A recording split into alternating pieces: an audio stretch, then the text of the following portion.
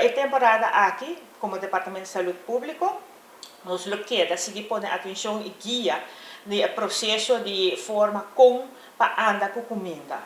Dus para esse não vai vender comida durante a ruta de carnaval, não? Dan tá na lo ser cumprir com certa exigência, não? Com exigência não tá comida para não por vender na pueblo para comida de qualidade. Assim na inanang essa não bem comprar comida cerca não tem menos risco que gente não lo por virar malo. Lo qual que nós se referindo a qualidade está acorda bom com essa que vai vender com cumprir que regra não de higiene e nós está pedindo requisito não básico que está muito importante dus com o qual que está boa pessoa mas que vai vender comida vai pôr em forma higienicamente que o mão não está limpo, o cabelo não está bom, até o momento que você vai para preparar a comida. E uso também que você vai fazer, uso, por exemplo, se você vai usar água, por exemplo, no botinho que usa água, e água e nada, não precisa de uma qualidade, de nível que não está contendo bactérias, que assim que hora que você vai processar de comida, que ele tem risco que a gente não vira malo. E localidade mesmo, onde você vai vender comida, e localidade mesmo está limpa em toda forma de sentido, limpo de material que você usa para rondichele também. Dus o água tem barril de sushi, que você pode vender para sushi no mesmo momento, com uma distância.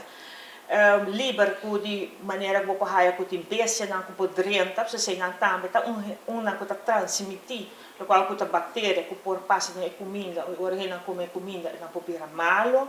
Mas se vai pôr atenção fora como não está guardando na comida, não guarda bom para sobre a hora que você vai vender na tent durante a ruta de carnaval e não mais coisa que você na casa ou mais coisa que você na restaurante. Se você não tem toda a facilidade na cubo, o qual que você tem sim na casa ou na restaurante onde você vende comida acaba. Dus se aí você pôr atenção. É ideal tá em verdade que não pode frigideira que não guarda a comida não frio, porque se você não tem essa opção que você vai com roupa de maneira que a comida não vai guardar bom, guardar em temperatura boa, e a comida não está bom, você corre de separar a comida não. Se a comida está preparada, acaba, então você separar de uma comida que está cru para evitar que você tenha cross contamination para tomar lugar. A temperatura é um rol muito importante, comida não frio, corre de guardar na uma temperatura boa, dus 5 graus vai a boa, e se está uma comida caliente, você pode servir com 60 graus bem alto. Nós também, Aruba está conduzido para um lugar calor, solo, caliente, 37 graus,